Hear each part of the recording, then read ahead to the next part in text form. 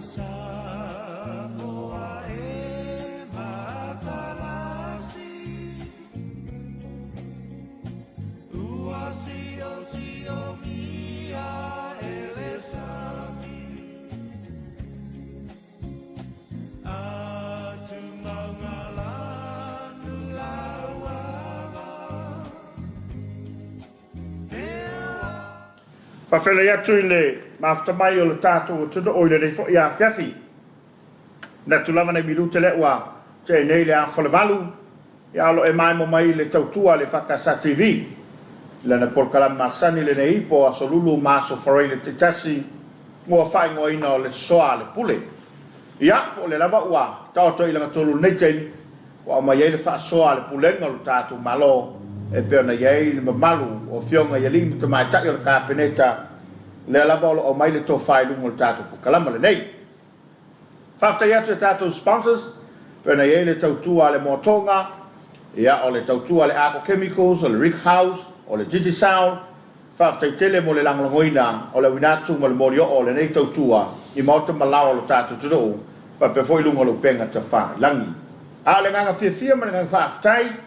ia o le ua maua le avanoa, whelo iei ma le fionga le Living Star, ia o fisota inga, whanei o na pō, e peo na iei le ofiso le fono, ia whape foi le pule whatonu, le to whato e lupe, ia o le ua mawhatasi le rewhiawhi, o wale whatonu ino le tātou polo kalame. Ia ave ia sao nonga lau fionga le ministai, whawhela isi o tātou tunu ma le kalesia, ia o le I whanga solo tāpo kalama le rewhiawhi me nga whalau, Whaftai lau, talinga te puala, ia, mau foi avanoi, ne yaso, a misel ne fiafi, ia, e mafutai foi le atunu, e ala le tātou po kalame, ia, vei le avanoi, whawhailoa e lau whiong, ia, misele, tātou alata le TV2, ia, ma le tātou au whainga aluenga, lau no foi le whawhailoa, ia, I pai o tātou e kalisia, ia, le lau afono, e misele, kumita to ina, ia ma le au whainga luenga le atua lo tala whautu I so se tafo le reia tunu ia no manu manuia o a Samoa ia ai me se foi le nei tuaso e le au maua ia whawhailoa e ia Samoa whawhongfonga mai lava I maunga te tele se ia pa ia maunga iti ia mai I pa ia whale atunu pa ia whale malo ia me se foi pa ia whale tala le lei ia malo le soifua manuia whawhailoa ia tu le sofa manu malo kariso ia le maut foi lau whionga le tātou mawhtanga ma le motu I sasai ia whapenga fo Moi lama whailoa e le motu I sasai pa ia whale angfulu ia pa ia whale malo whale tala le lei ia pa ia whale atunu ia malo so I fu manuia le nei tuala le fiaf alo le sao no, alo foi le noi lau fionga le ministar le fo ua whafonga lo tātou turu ia ua sau o lava le sau nonga I whawhela ila na mai monga. O le tāua I o le panga mulumule a le ua a whela o sau nonga. O le whilo inga le ma le motu sai. Mana ia la tāmata mai nā, a mai ele tō whalau whionga le mista. Pena iei se ta upola utanga wenga. Ia au walo tatou whawhenga I malei tu. E wale ile teimina tātala noa. Ai anka ko panga ma I o sao le internet pea. A me peto whalau whionga. ia Whaftai, taita puala atunu e tā ua iole. Ia, a misi fuel mi tā upua tō mua ni. Tā whatalatanga le fiafi tā ua iole, o le wha moe moe. Ma leo te linga ia I le whionta mai tai pāna kāpeneta ma le tātou whainga malo o le tā ua ia. Lone tā ua, o lea ua mai e o na saini le tātou malienga o le whemalama a inga, e memorandum of understanding. E mawhai ai tutonu ina o lo oto ai sini ia o lo whaatulanga. Mōm tanga luanga uma, ina ia mawhai o ngā rua whaatas. Mana ia. O leo te lenga lau whionga ai, ise, ia ina ia aunga I tasi whaamoe mo ngai rua whainga malo. Ia e tasi li manu ia, ina ia tasi whaamoe mo ngai manu ia tunu e lua. Mana ia. O lo, iai la vaenga fwoi whapatino mo tātou fui mta whaioi, so ta inga ma whamtalanga teknolosi. O lo ngā lue so tau ai au ai ma le tanga luenga le estaka. Le whionga ia Chuck Leota, ia ma le lātou hui pūlenga. Whatelefoni lea tutui? E tula, ia ma o le lātou hui lea pūlenga. Pea o le sirifia, le sila le sona te le na au mai mo tātou le na te lenga ia tātou service le nei tai tu atu mai le private sector e whaatinoina pe tae mo le mawina le tele le le of so ta inga tutuila ia ono lo ilalo al malo le vaenga le vaenga mal fa tu peina mal ngaluina e mo ia lo ia ila e wi la company private sector pe tae lo te le so so le malo al malo ona e uti ia tupe mo a tato a company ia mai tato population like titi pe va pena au nei pe si the field technology mal swing at teleri le e full technology phone telenga tanga telenga tanga lo na maintenance malo na vainga malo telenga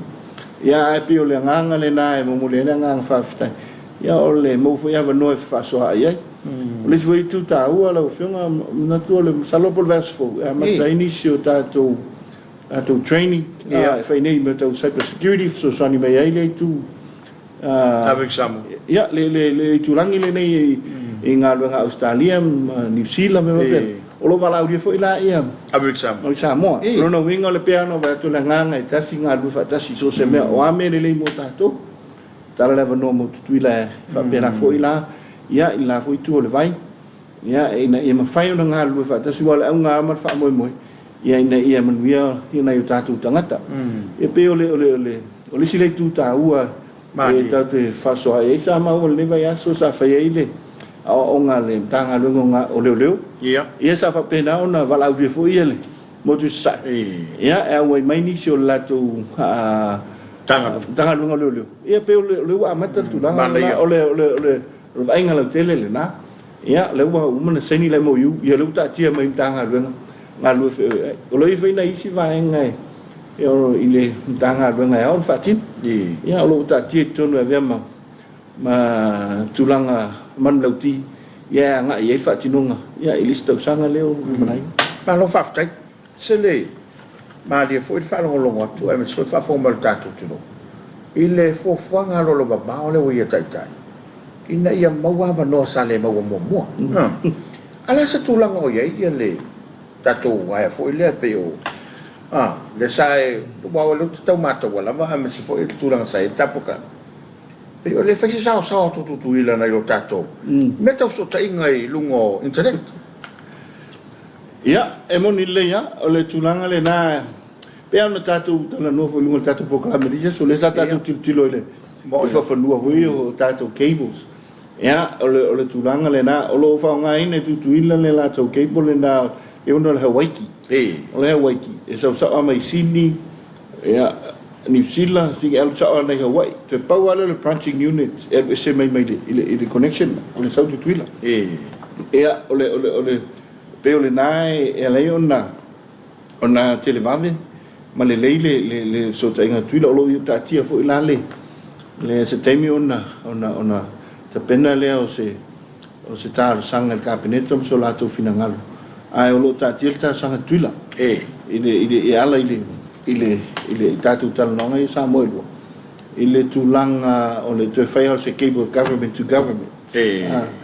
ia tele yo tu le man tu fo isa ile le cable la ino na matanga ia le sa amata peta ia wa pe o fa se le cable la a ngai le plus kai a tatu shares na nei fa se to ile ia masalo fa pena fo le tu malo tuila o le alo ile la tu no ta ina ia se tu secure connection ai ta tu government malo ia o lo tu tiro la il tanga lo ia ila na lo nga masan ia tu nga tal fa ngai ia mata pena ia o le tu atu mo se fina ngalo kapeneta o mo tatu uso sa ole te lengo lo la tu fa mo me tu na paulo la tu tipo na ole tu langa le tatu le la tu Hawaii a online fa le tonu va enga le na ya masalo la fa mo buena tu ile si sash le le ke pole ai lo mana oi ilo ile no te inga il tu langa business ya fa on fa ha business il men lai e no ya mo tu langa san ai pe le nganga le na lo na ya tu langa le redundancy la tu Tansinga. E pe o lisi vena me tulanga e nau ye. Ina ia mafai ona kongeki gaku. Wale ngateli isefke. Ya fetio kongeki ngon ba ko we. Ia tulanga pe mena le sai las. Ya ai mafai ona to tilo i ba engala. Ina ia mafai ona to so tai tatu. Pio isi ia ba engalo nau ye. E pe o tulanga le nga vavele le ngata o lo ilalo malo le tulanga le. Ia o le leile service le la tu ke le tasina ia mo la tu no winga lai e lo yesa fa mo tato e connecta tu ya tu ile stemi na tamai ia pe ana uto vai atu lu a melita sanga tu la e ta tu ko ngi ia o lo ia e ta wan to pena se ile fini halo fo pa mia male kabineta ile vai pe ana sila fi e monia ia au lo telenga ia iso se venga malo ama me no internet ina ia tele le tato fanga ia lava le tato fanga o le tato capacity ma le tula va pena o le terminela il tato che pole tasile alo la ifiti e pe mo ia le tele se fanga ia e fu le tulanga voile o ferme la sa wa pe mo ia ifiti aulo tasia le channel le tato na o ia me o fa le sas le ke pole le sas le ta o sas ni e mo ia le hotel e pe le sina va ngai le le tulanga fa pena ina ia na only infrastructure ia le non fa ngai pe o sina va ngai lo titulo aulo fa ia le tulanga masani le lo longa le tanga lo e ta pena fu fanga ta mo lumla ma lo fa ftai to lu pele ne ta o le tato ke po le ngata mi fiti ora si la le malo e ta o le pe na pe ta o na fa se fa ngai na ia mo tinoi sao ma le e me se fosse ma lu le malo ia atono o le auta o to le tulanga o le kepo lo ye fu le no ta inga o le fainga malo ina ia ia o fa mana tu ale lo mai so uma mai o le tau ngata ia mai se le tulanga o le slope il telo te me access e ona ta o voltilo telo o fa vita u e o fa to ia matu plani ia o ngalwenga tulanga masani pe faleto ye u ia tanga lo ngai CEO male e anga e mikilita il fatino tu la fono ma tu langa lena o telenga ai io lo va tutto services tu ai itato business private sector so il private sector ia tu lo foi tu langa ona tu pe mau ma tu pe alu ia male tu langa ile fa nga ina te tap ia pe lo winga lena o lela time i pe ona sidi po tu mau le male ya o lo no to engol malo ya il lilo nanga ya ta foi ona se idi le to fama le me ile tulanga to langa to nu ia vai awa ele to mo fiel technology ya mo to mo fiel le tulanga lo ta foi ma company o te engol le tulanga le almost every third year or second year upgrade le system le swinga perna si viene 2G 3G 4G le world 5G no e vanve le sui technology e vanve le telefono le ngalwenga fa yai in that company service providers no e le titi le technology ia full to population ma tu pemo e pe olisina vaenga no tau na to langa tonu fina ngalo malo ile vai e tau ai ta le yai malo le tulanga le infrastructure le core infrastructure ai o mai tatu service providers e faunga fai le competition ina ile vaenga ona benefit le mo tatu tangata ile o telenga ai le tulanga e no mi fa mama vengan maru fa pa ura le tau sisi vaenga wala control el malo ai piu le nganga le na male malo fa tai ta wala o fio ngale sawa male tau mo fio America Samoa o no estika o le malo lava o le lava ta maulo tau fi ana to fo i mai le malo i le fainga le wa ve company te fo ai se tau mo fi o sa o le lo fio pero ia atonu le tulanga le na ai tau te sa ili fo itua ile isu ile anga i mai ia e fo ili tulanga na la mana ave tu ina yola te ba inga mola business tu la ato no lisi le vaenga olo le sa ile nga e fa inga va pe tai we have learned e te pe fo ila le tatu STCL ia sa te pena fo ia ile tulanga fa nga malo na te mi ile sela tu seleni ia fa tu pe pe tai wa au mai le ITU le tulanga e ona digital TV le telo tu o lena na nga mai ia e si foi te mali ia so ni fa tu le platform ia ila no fa mo nga lu su to sang ia o se ide na te pe tai wa mawan ia pe ia tatu fal TV mo mal tau e festam ta tau sanga tu ila mo no ono tatu market le matuai ia le la o te pa u le tau mai tau ia o te la ina ngau le ia e pi fa ma wina le nganga le na e mana mi le so sani e mana mi le tu la so sani al malo ai mai se te la business o mi ste mi tu le business e anga projections lu su to so ia al fenga malo vai le pelo winga le na e le nganga i technology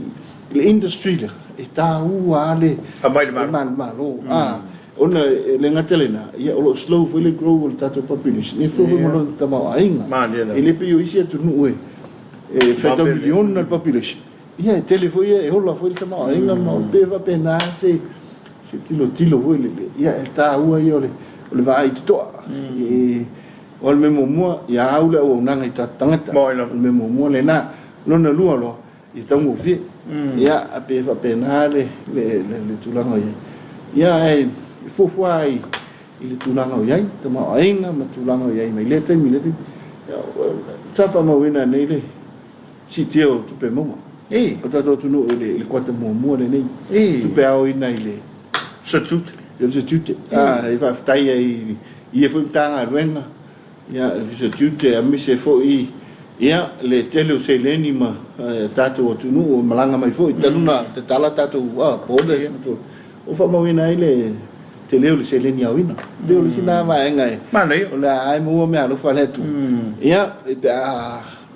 le leo fa so tu no fa so mo tanto mal me fa tasia ele no pena ave tu ele fenga malo taluai nei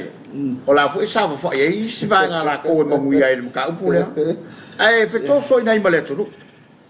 ia peule le sina va enga tau tala maleava tau mal fai tete i tala ia male ia o sisila le langi na va na alu mato si singa ma esta si o tamali o leva na ngalu ruai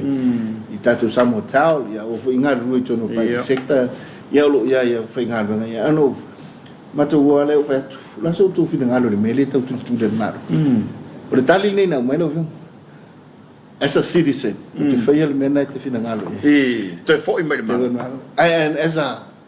tangat fenga ngol company itu dia matu aida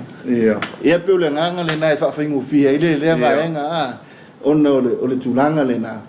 ia ile tulanga le private sector ia pe no vai atu eta o private sector e va vele le alu ngol tuma ainga ma le tulanga chini pipa tuli le tu pa o le tulanga le na ia o tatu tangata mai sea ele o sao nga ruenga o tangata ele o mau nga ruenga o tangata e ma fai ai ona earn ma nga fata tia tau lima le ia le tulanga tuma ainga tau soifanga ma le tulanga pena mele na e tau ona fa panen ia le su pe ona ele fa mo al fenga malo ne vai tau io na tatu tangata i tua vai tatu vai foi atu nu tele tamo ainga ma o lunga tamo ainga tele ia le homeless ona tulanga la le ile tulanga le na paleni maenga le na ia piole le nganga le na ia le ia se tatu o tunu ilo na lana nganu e mo na fanua tau Samoa ia e ma fai e teo tau la langa mai ia i la tau pito i la tatu tamo ainga ma lo fa tai lo fa mo tawale tamali fo yo lo ferai ma le tato tito ia le fo e wa e le tulanga e le te ale ye le mol mo tele sala fai pe ama le Lo vai aso talo na mo si atu le o nanga. Pe yo le mele to avele la ngona por se fa si le ofionista. E wai e pe fa si e se fai tu na mai neile. Ile awala e ola. O ine e pe o come che le pusa pe a. O pe fo ni ngai company telefoni pe. Ya, vai atone e taua i ole vaenga ne atonu vo e pe origine tulanga e ao ona sila ai tatu ya tatu tanga lo fenga malo e o nanga ni pe ona tau fo i fa fita uri mo le sai ai e pe ona tangi maile ya le fenga vo ile il pule male na fo i tu o tatu o nanga ile tu le tal fena ia la tu sele ni maua ia male operation ina ia male telo ngalo fa le leia upgrade ma tu langa fa pena le la sa to fo i fa vita ulina le la lo tau wa anga ile le pe ono to fa ya tu te mo sola ile to mo fa ia tu mau le le o nanga ona manatu ama ona nga idola ile service o lo ia te tu no wa se la pasene le coverage ai vole tulanga e peno e tau i lo consistent e le pe so uma tulanga pena atonu ele coverage ai fale ton ole tele o tato no i tu ama le tulanga va pe ele oye o lo fa ngale ia po telefonia a tato service provider ti sao male lo tu e dunga ia equipment tato STCL ia maula to i si vaenga no la tunu ia atonu o telefone la o le singa tu fengeta o le tato le tulanga le ia o le sivina cost tele i tato service provider so tulanga na i co-locations ne fa nga ina i tulanga na wa te ngona fa pelo tu asa ia o le bunga po na ina tu stafon ia safo ia inga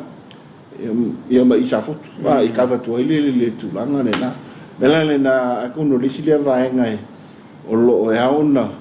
e wa elenga te le o nanga ia le ia o le monitoring fo ila ia ma fai ona o ai fa o pe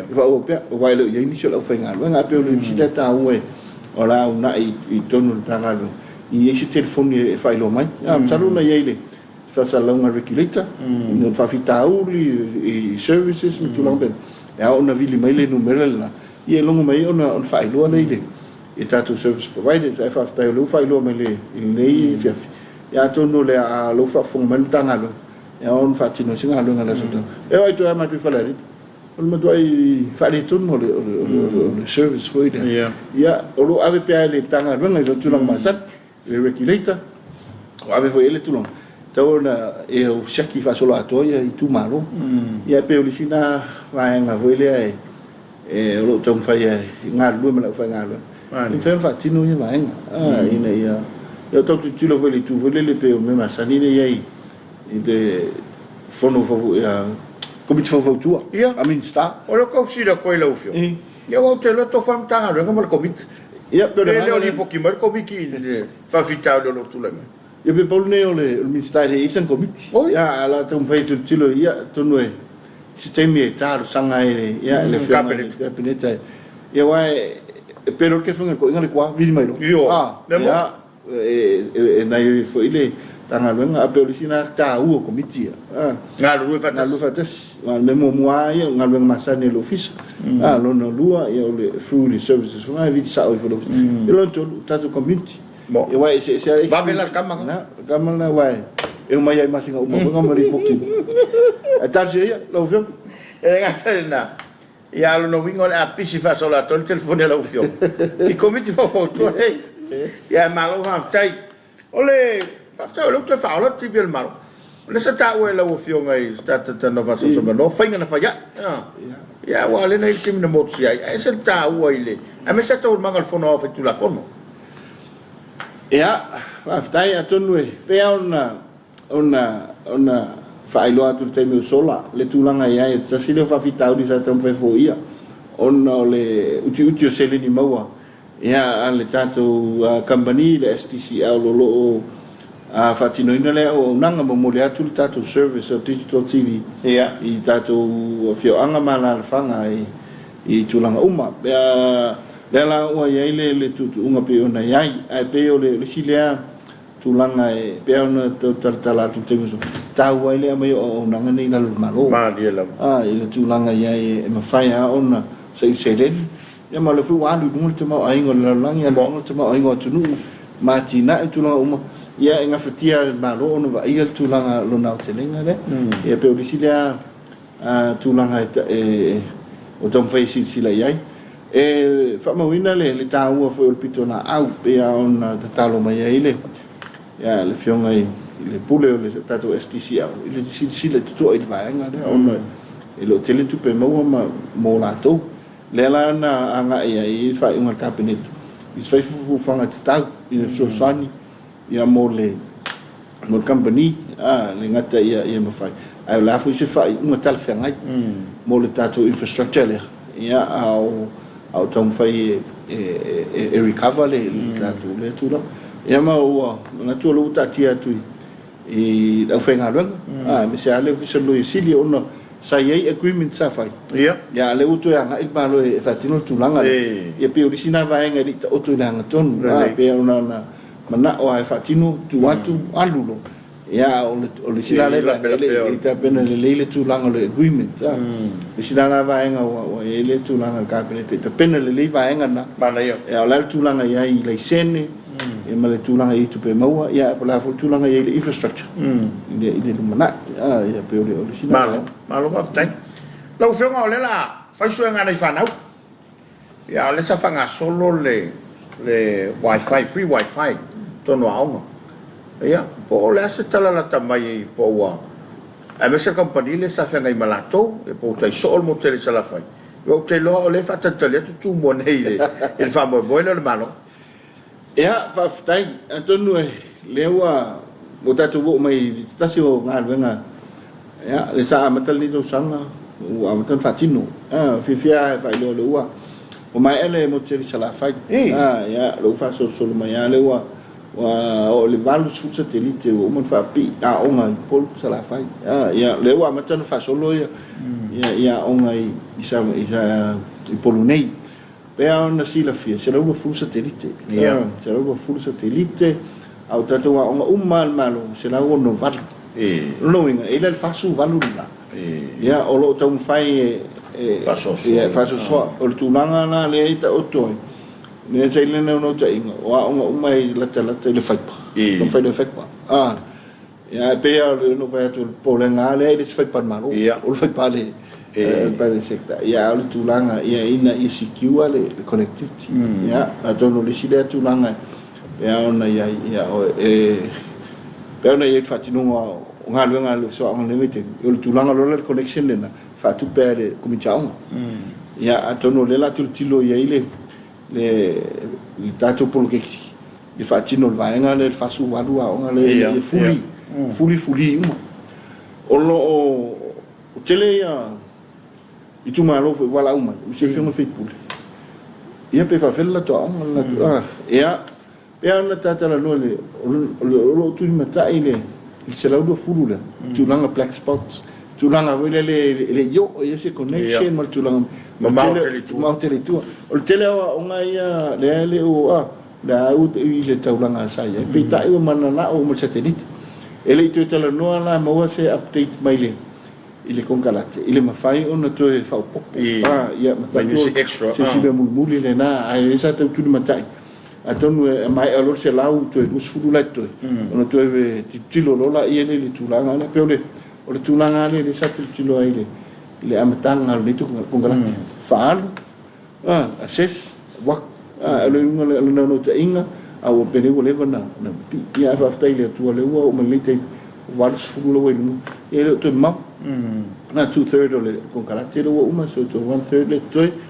ya mai alo to tilo lo vai e fu il tato mana ia i resources lo available ale malfa mai company ia malfa mai na ia no to inga le na ile lele connectivity vai le mo tipo e somo e pe tipo ia fa sa kelki ia il temi o ai ma timu ia ala available ke po microwave ina ia vano au ni to fa le tono no tato wa onga ia pe lo te lenga le na malo ale la wa la mo te sa la faila ia o fa mo menga na tonu e mo sa no le vai aso por vas fu ia o la asia si ile mo tu sa la fai ia na o le ia e siaki le tu langa ia ai mai sele o le folo kom la sa le la o ye de es falei ia sa vai siaki le vai ngam nga falo malo fa tai ole smart mita ole ha pe o kau mo o kasko ingo o lo mala smart mita ia wale nga saka wal miska ia ole kia mal kakala ole la mtanga talo fa asa mai pesa tipo fe me uta auto ye ia talo va tai atonu e pe no manino ile tatal no nga temu sola o le tulanga ile ta fingo smart mita ua le familia ina ia tatu customers ile tulanga le o nanga mai sali tuta ua ia o le sele ni tongi ile mo fa na reflect no ngole le software le mita le sele ni tongi wa o ia pe fia fo ia unity na mai pe o bela lo mis ia na tu ale e tau no na mela tu ta ia e sa o le fa le tonu le software ia le la ta ti ia po la tu longa o le software ta se ia se te mi va ve to e fa le au le no te inga le na ina ia to tilo ile fa le o le vai la se fina ngalo lo mtanga lo e fa to ina fa yo le me pe si lo tati ia e vi e salsala me monia ia e nga ia tunu tele tu ia o ai to tele population ia pela ati tilo i tunu pe Australia ni sila e o le TV we subscribe TV e o le Netflix e o le Fox subscribe uma e o ala le awala talo e mo to we e to e o foi ala ile belo le bicole e tau le pole ngale ngal fa ia le telefoni ia nei tatu tangata misa anu itu ia e mo ia le tatu mana o le technology ia tau no o te tal fa ngai ia o te lei mo te mau aingo tangata uma e lo asi si capolo ia tatu uma le ta ole bridging the digital gap o na ole o le tomai i o tatu tangata fa ngai no le tatu tulanga tau digital ia o le singa ngal ngale nim tanga lo o fa race mo capacity no tangata salo o tu temina le tuma ainga tala lo no mo na vai mana ia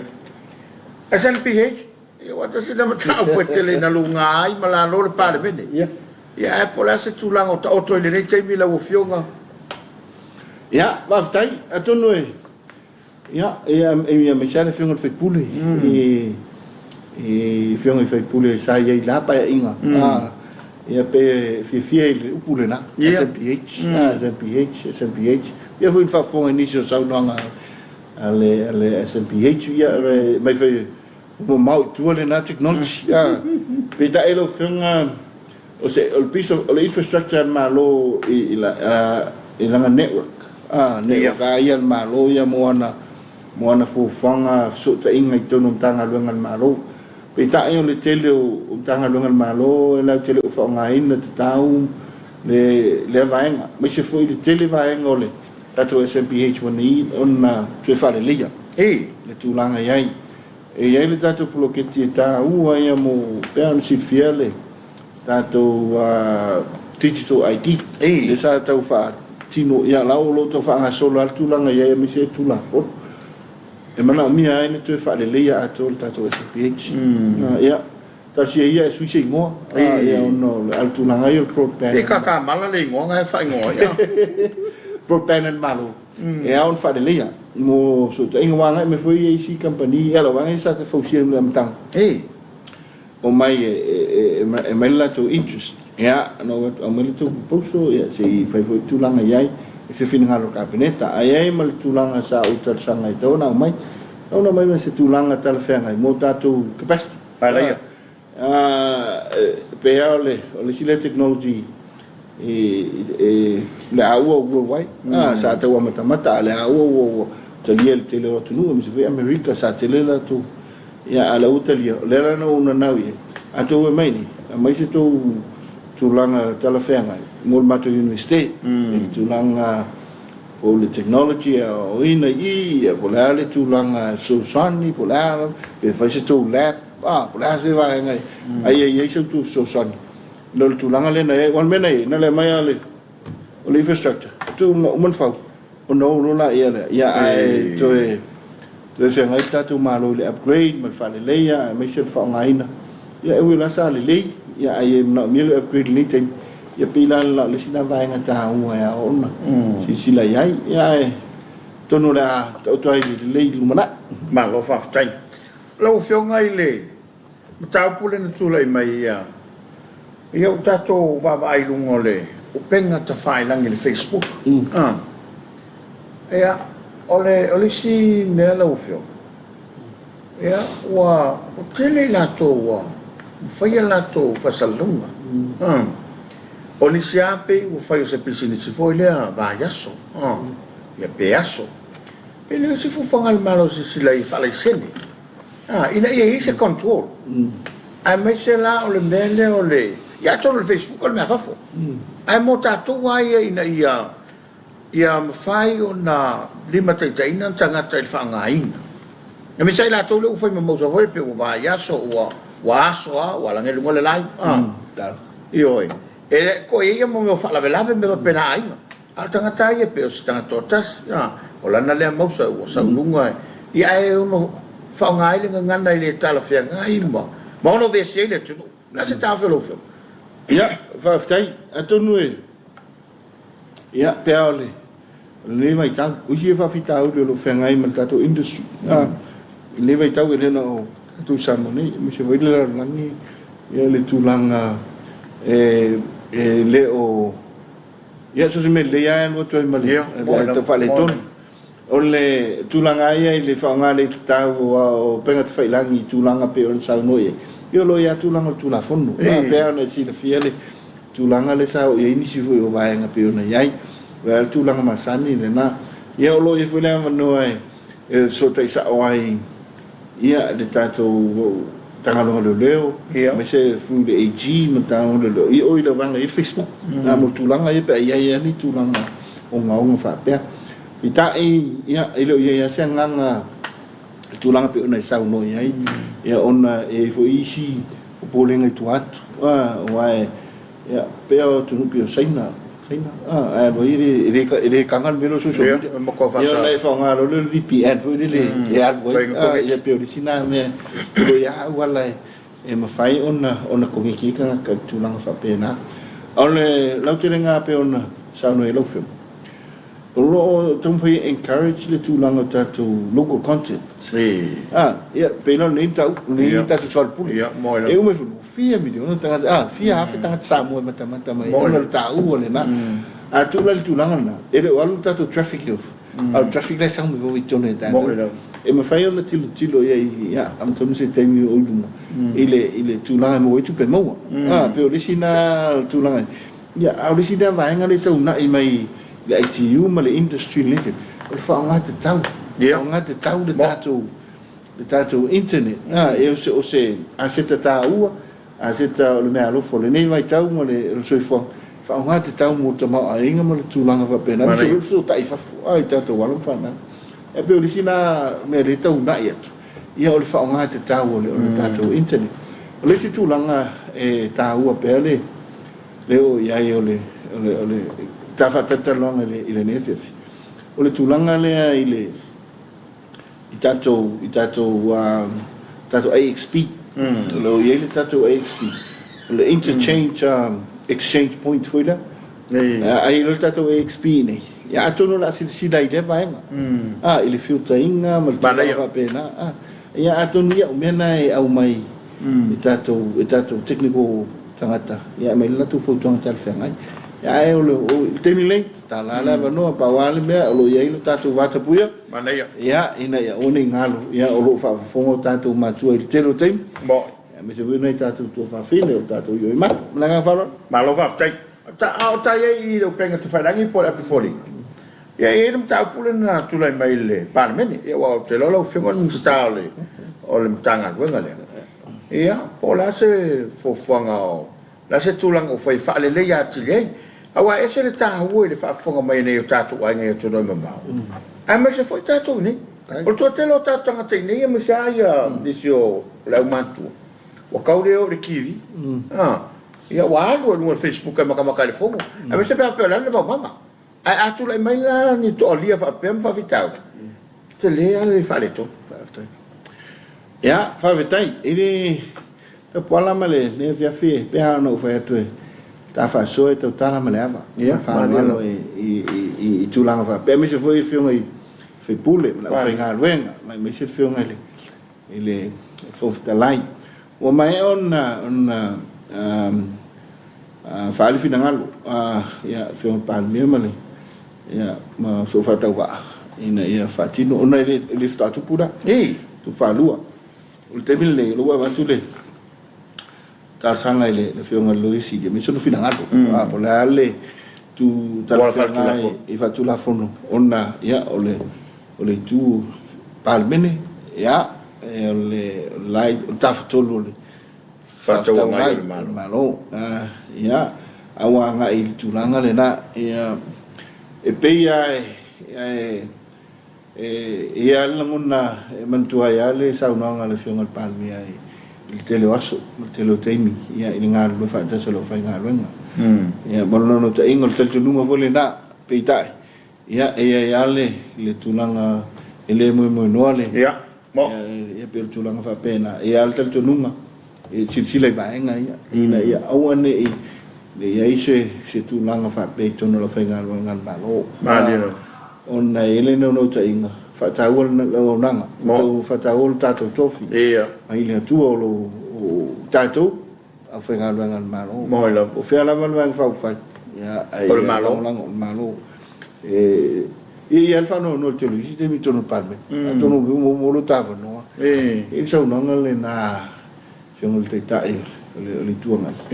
ia me o me saunanga i le whiunga palme e le sa o le wheside ia o whaipura lai titire o le ala le sa au whiuta oto e le sa o malami o tono ke riso ia moila o le winga le nā ino ia o lai lau whaingaro ia o le ua tā ina ia il tai ala rea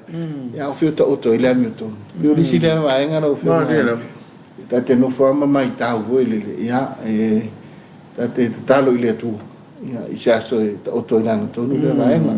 ia pewa pēnā le tūlanga ia a tonu te teimi ia o nisa ili leo le la mi tonu le vaenga malo whaftai tai e lawa i le palmene wata se lea matanga luenga o leila lo te tai ngā lau whiunga i nista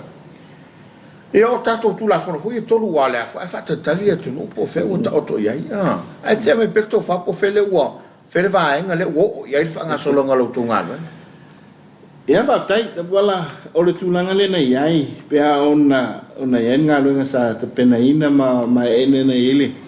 le poti a komiti intu ina atu tono palmene.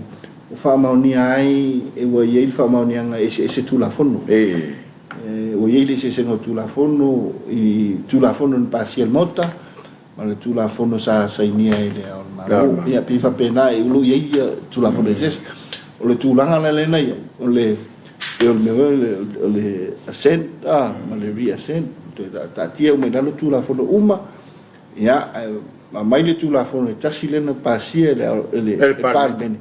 ave to sai ni le le malo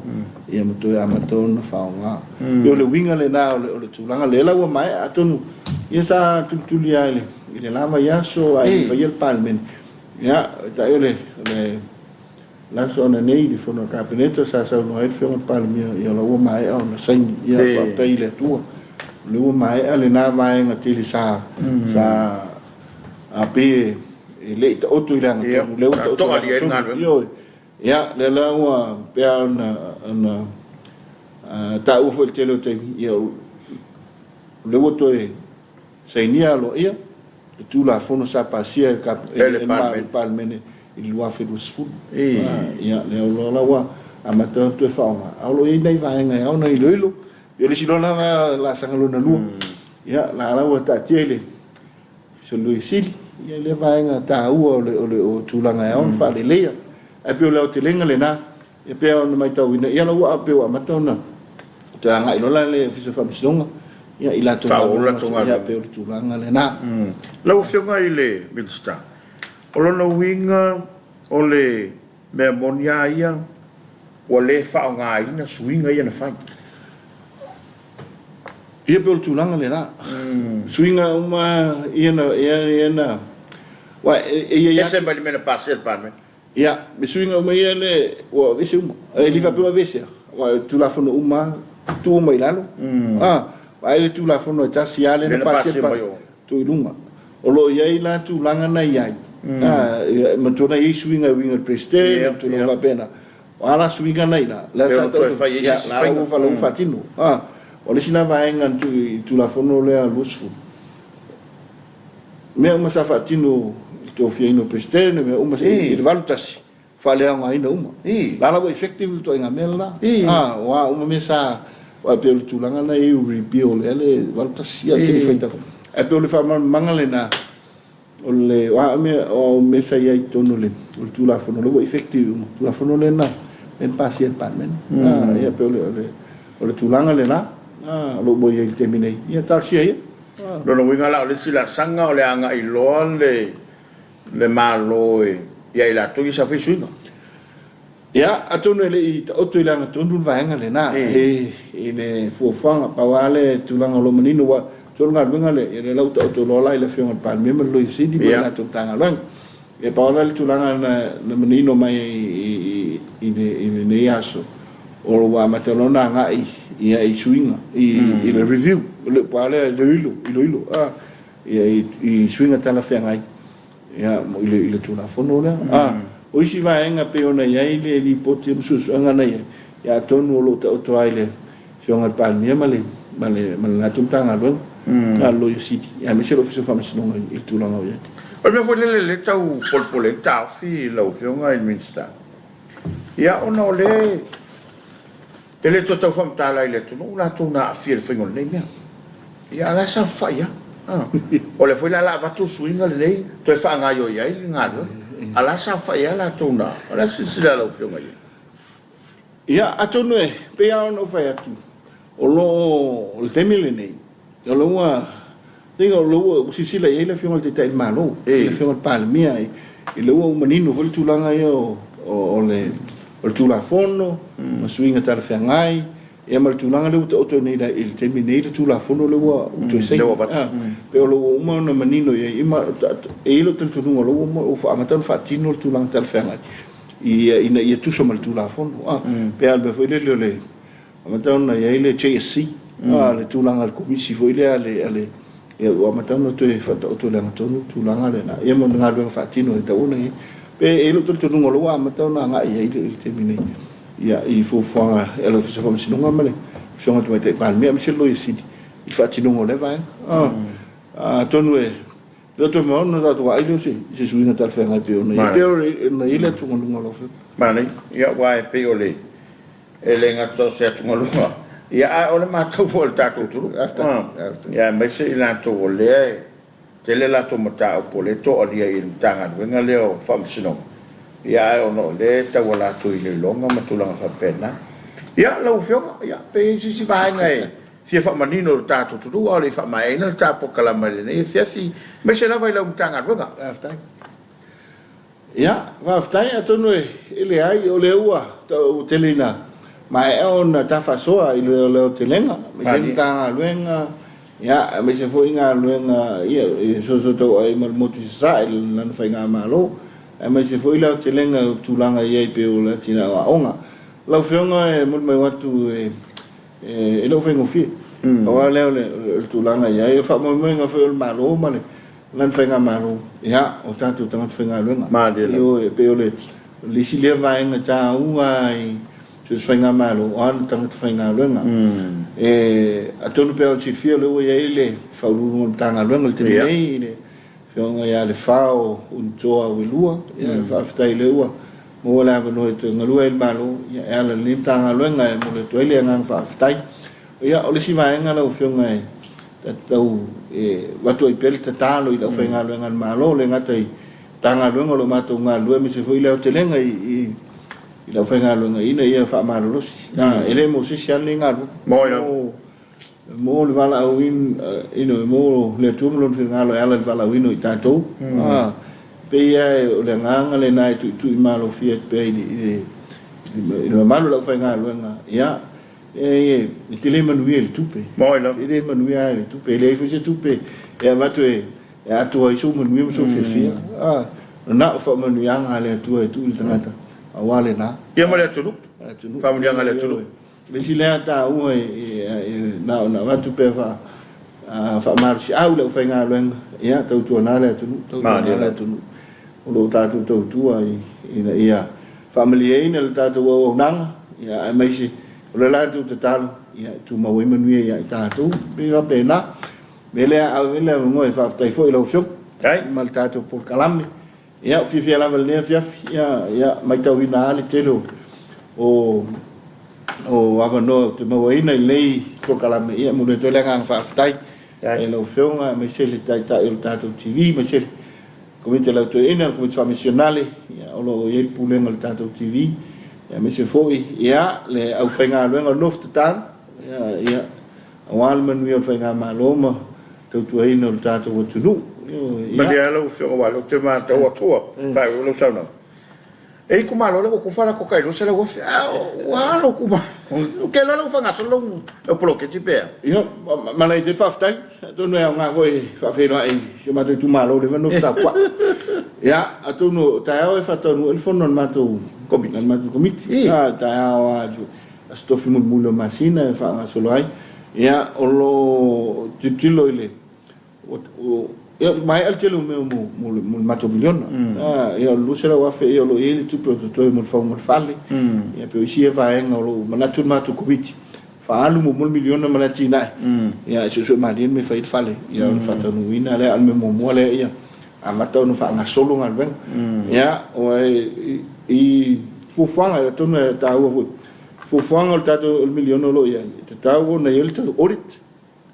ele audit report on le lusela wa e ta o na il to fufanga o le lima tausa fufanga lo mamau ale tu malo e ta o na il to budget ia budget do tausa le fa lo milione mo ia mi se fufanga fa tino no budget le na ia mo nei mea nei tau nalu to ia musio matu tu malo i tela nei ai tena i melo toi ia fa mo le tanga lo ngati lam to tai ia ile fa tino ina au tela to a mi se tela tu malo se va nga i ku malo foi la ko ku fa nga ko lo se la o fa ia va tai le ia tau ko bai ta po kala me lo fio o te lo wa ma e fo ta te fa tu ngaina ia fa mo wina le fa tai lo fio mai mo tala mai au ia fa tai to wala le o mo wa no fa pe nei ai no ni e lo ma tu tunga ia le ai o lo to fi tai tunga wale long pu ia ta tu tu io so ma tu fi fianga le na e le mo le to le nga fa tai mo vo la no le ne fia ia e ma fu tai fo il ta tu tu fa fonga ia le ta po kalame ia le no fa tai tuai ma ia ile ma io il ta tu tu ia mai ai ainga mana tu tama mana tu ainga mai se foi le songa ya pule tu mua inga tai man va ofon ti le fa ngaloina sa mota po me tu mamau ai se le ia le fa nga le tu mai se tu mai o ta tu tu so se tafa o le nei na langi lo ma u le nei por kala me mai ta wina ia ele mo fa ona ono misi ya te o le nei por kala me ono ta ua ia lo tu si fia foi ia ma fa ilo foi ni se va en lo anga il ta tu ma lo mo le langa fa tai il telo se ni fa ma wina ko te mo le nei tau sanga telo se ni mo volta to tu ia ono tu pe la fo mai le mo de to le nga fa tai ia ilo tu sao ta ua ia il tatu to ma ainga fa tai fo ia le kalesia ia mo le tatu tv ia mai se le nof talo ia mo ni ai fai o tatu fai nga malo o ni lo fionga ma le tatu po kalame ia mai se tu malo ia lo ftelat menanga fa lol lo fa tai fa fonga lo tatu to do ia ele saudanga le fionga le bil staff so tainga ia me se foi o le fatonu ma lo fisolofono le to fatto lupe pol sem ia mai fa mo foi la fa stai le fio le vista io non fa no in mai lo taimi e tali e ni so facile lo facile il tato por calame fa stai ya tato sponsor sol nepo e pe ona yai l'auto unanga masani o solulu ma so for te tasi le tautua le aqua chemicals o le tautua le motonga o le tautua le rick house ya mai se foi le te sao fa stai tele lo to lango mai se foi fa stai ta poinga le tudo per sao no le fio le minsta e le ngata Samoa nei fa pe foi atu no mau tuli ta mai la so for ele poni ngale atu e fa un ponga ta grama il temi lava o le afa le valu il po le for ele multim nei ia manuia fa so so ngal ta tudo fa waula mai mo ngai so ta ko kalam fa nga solo so foi ya manuia po